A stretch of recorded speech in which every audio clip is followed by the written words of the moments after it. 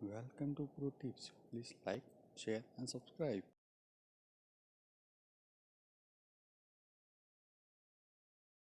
ऐसा शेयर किया, हमारे व्यूज़ के साथ शेयर किया। बहुत बहुत शुक्रिया आपका इस कार्यक्रम में शामिल होने के लिए। निकट भविष्य में आपसे एक बार फिर से बातचीत होगी, मुलाकात होगी, जब स्पेशली अर्निंग सीजन अपने चरम पे होगा। कैसे रीड किया आपने इस अर्निंग सीजन को, करेंगे आपसे बातचीत। लेकिन इस बीच अगर आप निफ्टी को लेकर आइए आपकी स्क्रीन पर, देखिए वो लोअर एज H2 डे टूटने के बाद जो बहुत स्ट्रॉन्ग पॉसिबिलिटी थी वो ये थी कि आप लोअर एज को छुएं, वो था 710, वो वॉलेट हुआ। और उसके बाद जिस चीज़ की पॉसिबिलिटी थी वो थी 10 डेमा। और एग्जैक्टली जो सुबह बात कर रहे थे कि अगर 710 वॉलेट हुआ तो बहुत स्ट्रॉन्ग चांसेस है कि आप 17,666 को छुएं और उसके बाद अब जाएं करीब करीब 10 डेमा की trajectory. Manas it's almost now 10 डेमा जो हमने छू लिया है, मोर और लेस अगर आप देखें वो टारगेट में आ ही चुका है। अब दिक्कत की बात है कि यहाँ पे कोई पुट राइटर नहीं है और आप नेक्स्ट वीकली कॉन्ट्रैक्ट में जंप कर रहे हैं। ऐसे में मेरा जो 20 डेमा है वो प्लेस्ड है 17,385 पे, और अब उतना कन्विक्शन 17,500 के पुट राइटर के आसपास है भी नहीं।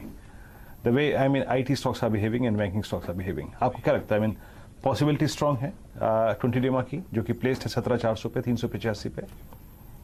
बिल्कुल, देखिए जो पिछले करीब 5-6 मिनट में हमने एक बाउंस बैक देखा, मैं समझता हूँ कि वो केवल एक्सपायरी रिलेटेड बाउंस बैक है। जो अंडरटोन है वो थोड़ा सा वीक लगता है और पॉसिबिलिटी बहुत ज्यादा है कि 10 डीएमआ को ब्रेक करके 20 डीएमआ की तरफ जाने की कोशिश करेगा निफ्टी। इसलिए अभी भी 17,400 के टारगेट आप सेट कर सकते हैं। और इस कोई थोड़ा और उछाल मिले तो वहां पर बिकवाली करिए 17,750 के ऊपर का स्टॉप लॉस रख के नीचे की तरफ करीब 200-250 पॉइंट की गिरावट अभी निफ्टी और दिखा सकता है। चलिए कुछ और स्टॉक्स आपकी स्क्रीन पर लेकर आते हैं जहां पर इस घंटे थोड़ा थोड़ा करके एक्शन लौटा है।